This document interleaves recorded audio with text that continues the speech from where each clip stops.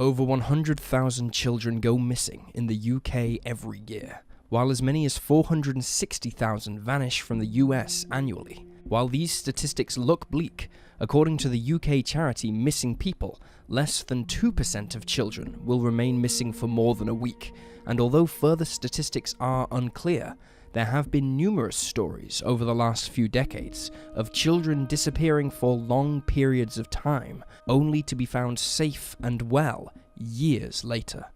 Join us for today's episode as we examine 3 cases of children who disappeared and reappeared as adults.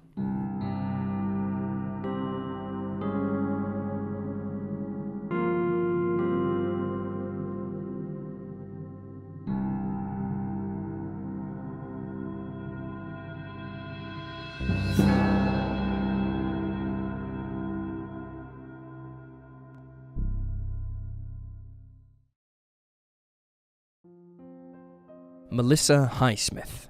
Melissa Highsmith always felt there was something off about her life, or more specifically, with the way she fit into her family. She was aware that her childhood was very sheltered, especially in comparison to her 2 brothers, and how she was never allowed to go out and play. She remembered the reason given for why she wasn't allowed to do so. Quote, "And my mother said the reason she sheltered me was because I was born at home and that I had brain damage." Melissa's relationship with her mother was very difficult. Reflecting back on her youth and their tenuous bond, Melissa recalled, "Me and my mum were never close, and the whole time I was there, it was a bad childhood."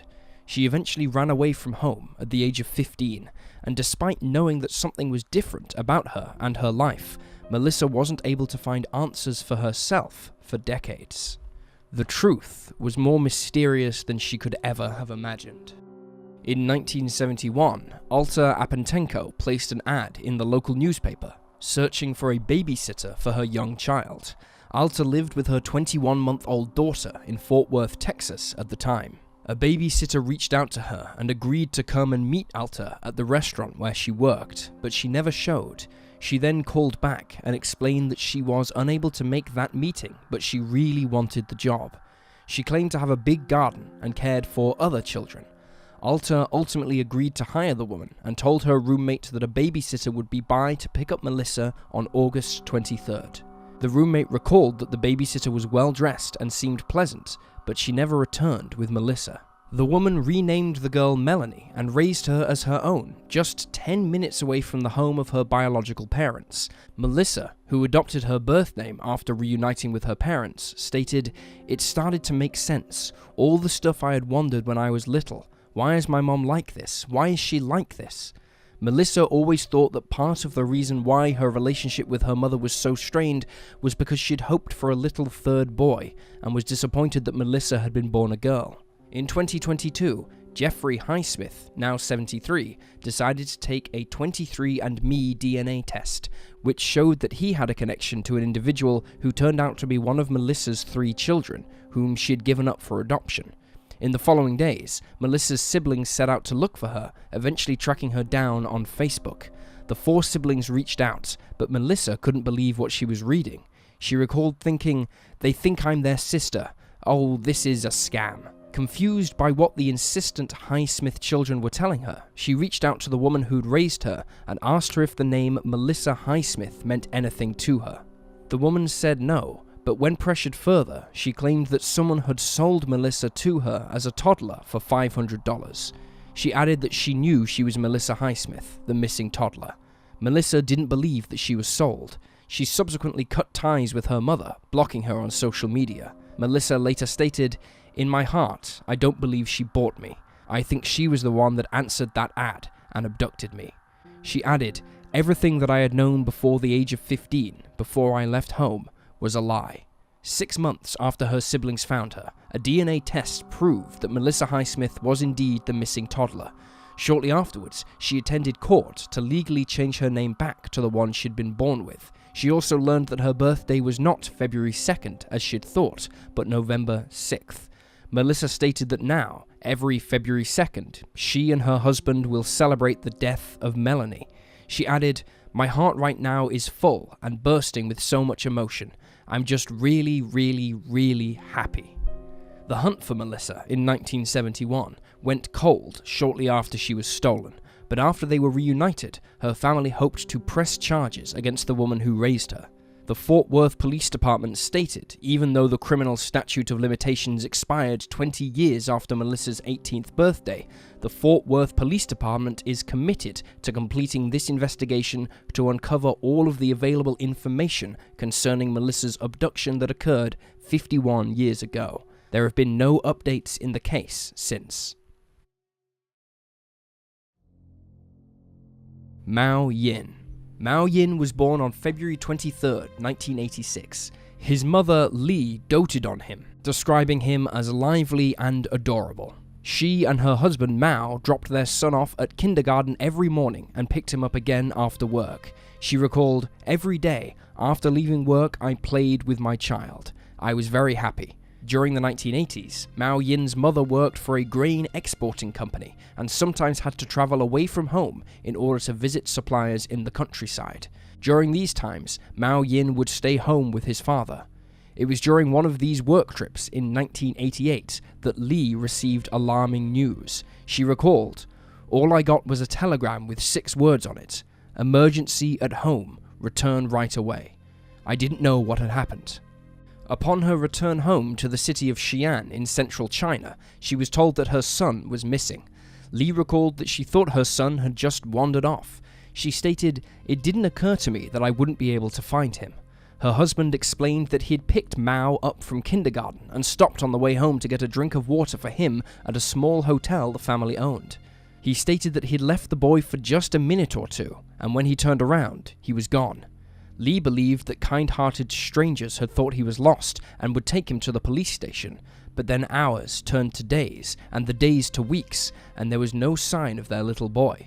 In the weeks after her son disappeared, Li used the family's own money to print out posters and flyers, handing them out at train and bus stations, pinning them in local shops, and even placing adverts in newspapers. The family were unaware at the time of how rampant child trafficking was within the country. The one-child policy, which meant that families could only have 1 child within the cities and 2 in more rural areas if their firstborn was a girl, contributed greatly to this issue. Boys were more desired than girls, as they would carry on the family name, care for their elderly parents, and take over any family businesses.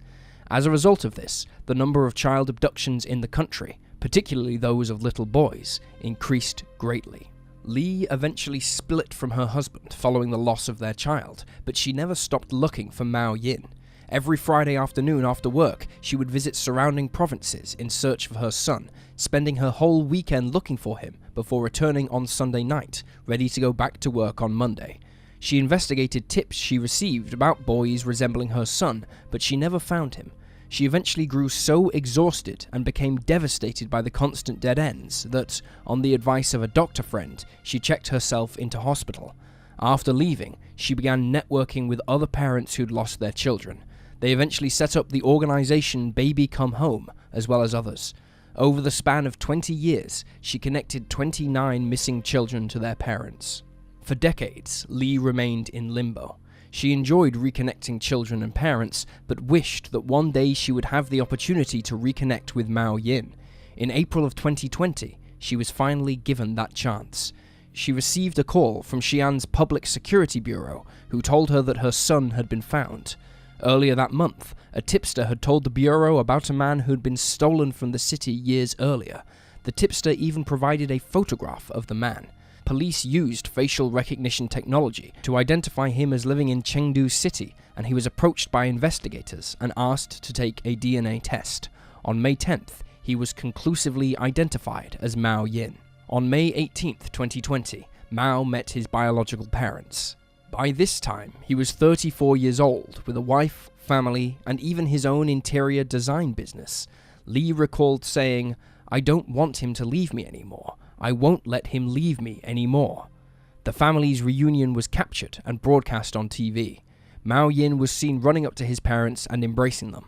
Later, Li learned that Mao Yin had been sold to a childless couple for the equivalent of £690, or about $840, 1 year after he was taken from his father. Notably, Mao Yin had seen Li on television before, and the images of her missing son who he thought resembled him as a child, but he never made the connection. It's still unclear who took Mao Yin when he was a boy, and he remembers nothing before the age of 4, when he was placed with his adopted family.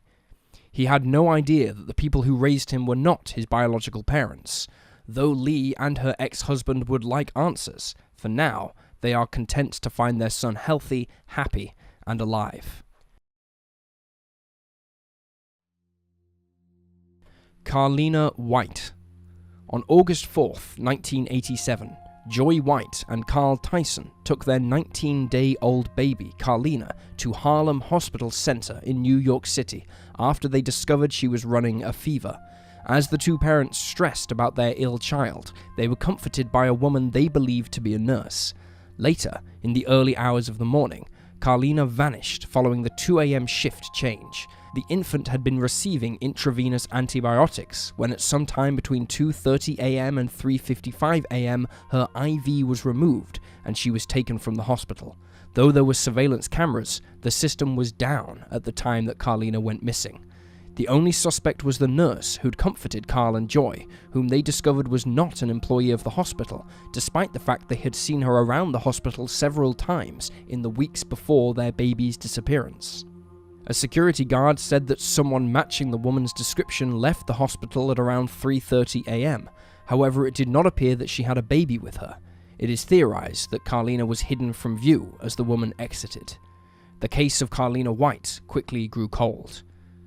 Carlina grew up in Bridgeport, Connecticut, about 45 miles from where her parents had lived. She was given the name Nadstra Nance, but preferred the nickname Nettie, and was raised by the woman who'd taken her from the hospital, Anne Petway.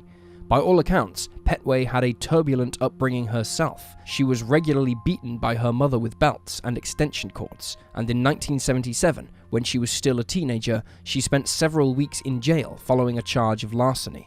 Notably, her life of crime did not subside after she became a mother to Carlina. She was placed on probation at least 3 times during the little girl's upbringing, and once pled guilty to embezzlement after she stole from a department store she worked at in North Carolina. She also struggled with addiction. She explained Carlina's appearance in her life to friends by having already planted the idea that she was pregnant. She told them she would be gone for a little while until the baby was born, and most assumed that Carlina was the product of Petway's on-again, off-again relationship with a man named Robert Nance. Carlina graduated from school and eventually moved to Atlanta, Georgia with Petway. According to reports, she'd been suspicious of her mother for a long time. She couldn't see the family resemblance, even though relatives referred to her as Little Anne, and was unable to get her driver's license as she didn't have ID. But despite niggling feelings, Carlina couldn't quite put her finger on what was missing between herself and her mother. It wasn't until 2005, when she got pregnant, that she became truly concerned. She needed her birth certificate in order to access healthcare from the state, but for days, Petway kept making excuses. Finally, she gave a birth certificate to Carlina, but it was determined by officials to be a fake. When Petway was confronted with this news, she admitted to Carlina that she was not her biological mother, and she claimed that her parents had abandoned her. 5 years later, at the age of 23, Carlina began trying to find where she came from.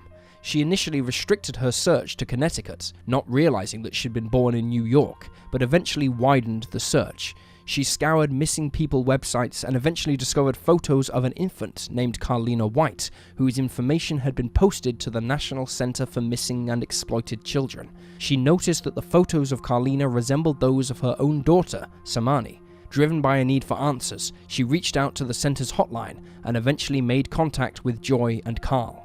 Shortly afterwards, in January 2011, DNA confirmed that she was indeed Carlina White. Later that month, an arrest warrant was issued for Petway by the North Carolina Department of Correction for violating her probation following her conviction for embezzlement. 2 days later, on January 23rd, Petway turned herself in to the FBI office at Bridgeport. She had driven to Connecticut to arrange care for her son, who was her biological child. Petway admitted that she was motivated to steal Carlina from the hospital after she'd endured several miscarriages, and she was distraught at the idea of never becoming a parent. If convicted for kidnapping, she would face between 20 years and life in prison. She declined to enter a plea at her arraignment at the U.S. District Court for Southern New York in Manhattan, but on February 10, 2012, she pled guilty to a federal kidnapping charge.